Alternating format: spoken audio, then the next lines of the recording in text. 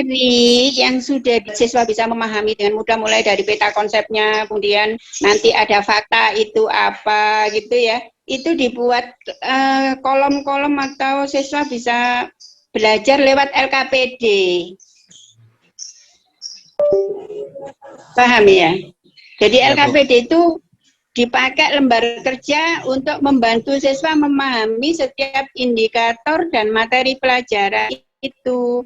Kan tadi umpama konsep sholat, berarti sholat menurut itu diberi kolom, istilah sholat dalam umpama di sholat bisa disuruh kan gitu, dibuat gambar-gambar yang menarik, perintah-perintah keterlibatan siswa untuk menggunakan LKPD itu dengan konten yang sudah dipelajari, dari sumber yang sudah dipelajari, dibuatkan itu dari awal sampai akhir. Jangan langsung evaluasi, Bapak dan Ibu kemarin tak lihat langsung yang bikin ada enggak? Dikoreksi enggak? Diperbaiki? Halo? Iya. LKPD-nya jadi enggak menarik. Buat LKPD kayak media gambar gitu loh. Kayak media buku lah, buku apa kayak buku tugas gitu loh. Ya. LKPD tapi berbentuk apa? Gambar atau apa yang bisa membantu siswa untuk ini kayak reading sheet gitu ya. Umpama sholat itu ada 5 gitu ya, maka sampean bisa membuatkan sholat, kemudian dibuatkan kotak itu 5. Nanti siswa yang mengisi setelah membaca itu namanya reading sheet. Kan bacaannya dibaca ya. Lewat LKPD anak-anak bisa menuliskan isinya sholat itu apa saja menurut dari hasil bacaan, tinggal memasukkan dalam kolom yang 5 itu. Nah ini untuk memudahkan anak-anak mengingat kan gitu. Ini bisa sebagai LKPD. Mau dipakai model apa namanya game ya silahkan. Mau dipakai untuk kuis atau apa namanya itu menjodohkan ya silahkan. Tapi artinya LKPD ini dipakai alat untuk siswa belajar lebih mudah menyimpulkan, terus membuat ini kolom-kolom rumah untuk dikerjakan sehingga siswa lebih mudah mencerna dan mengingat materi sesuai dengan indikator. Nah, itu mengasihkan siswa akhirnya belajarnya. Gimana? Bisa ditangkap nggak ya? Ya, Bu. Ya, Bu. Bisa dipahami? Bisa, Bu. Insyaallah. Ya.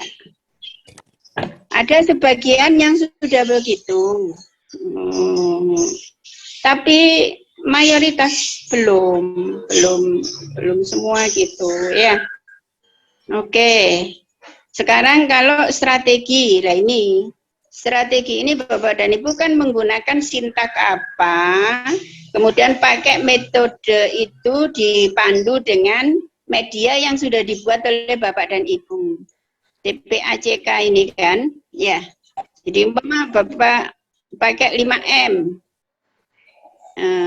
Mengamati, maka di situ media sampean untuk media amatilah orang sholat di video berikut atau di gambar berikut atau di teknologinya ada di situ kan gitu ya. Kalau sudah mengamati bertanya mama begitu, Bapak dan Ibu membuat everyone is teacher here, mama membuat pertanyaan yang dipilih oleh anak-anak. Nanti ada yang kebagian pertanyaan apa, siapa, bagaimana, terkait sama fokus yang dipelajari. Kemudian dibentuk menjadi eksplorasi. Masing-masing siswa nanti bisa membuat ini namanya, bisa kalau memang pakai model apa, apakah pakai problem based learning atau mau pakai metode apa, silakan, tergantung pada metode itu siswa berkumpul sesuai untuk menemukan jawaban-jawaban yang harus dipelajari itu, topik-topik itu. Nah kan setiap fase siswa akan terlibat terus, dan terus kemudian nanti akan melakukan fase berikutnya. Membuat asosiasi, mengasosiasi berarti masing-masing siswa membuat peta konsep atau membuat kesimpulan dalam bentuk apa, atau membuat performansi dari exhibition yang dilakukan, ya, silakan buat lagu, buat tugas, buat puisi, buat apa gitu ya, video boleh silakan. Terus nanti baru presentasi lah. Jadi kan setiap langkah TPACK-nya akan kelihatan.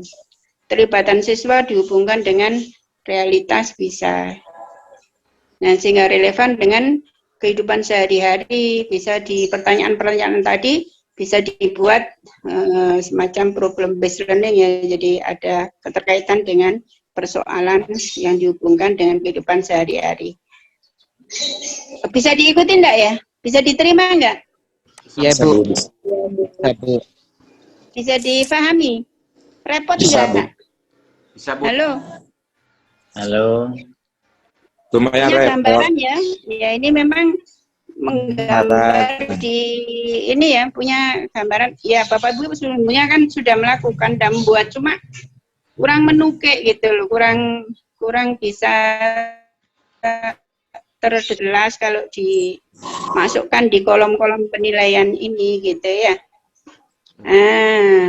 Oke, kalau sudah begitu maka skenario pembelajaran inovatif, pendekatan, model, metode sesuai dengan tujuan pembelajaran jalan kan? Ya.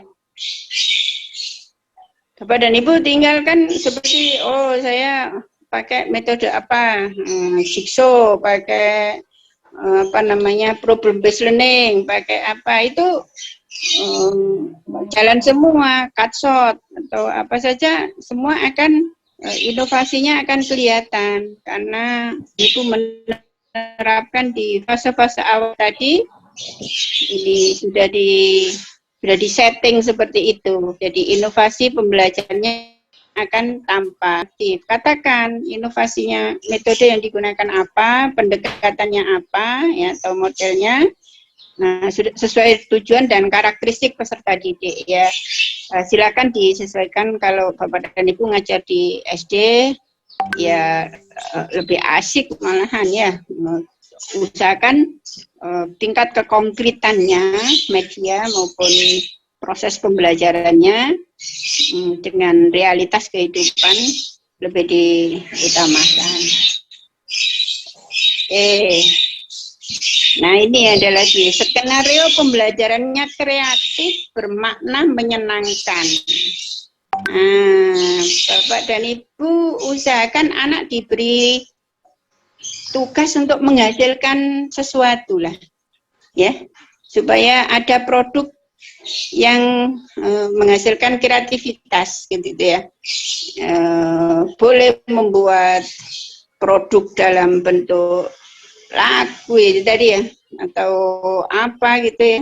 Nanti dari hasil itu kartu, peta konsep, membuat sesuatu yang kreatif, model apa gitu. Nanti berarti oh ini mengembangkan kreativitas kan gitu ya, dan menyenangkan.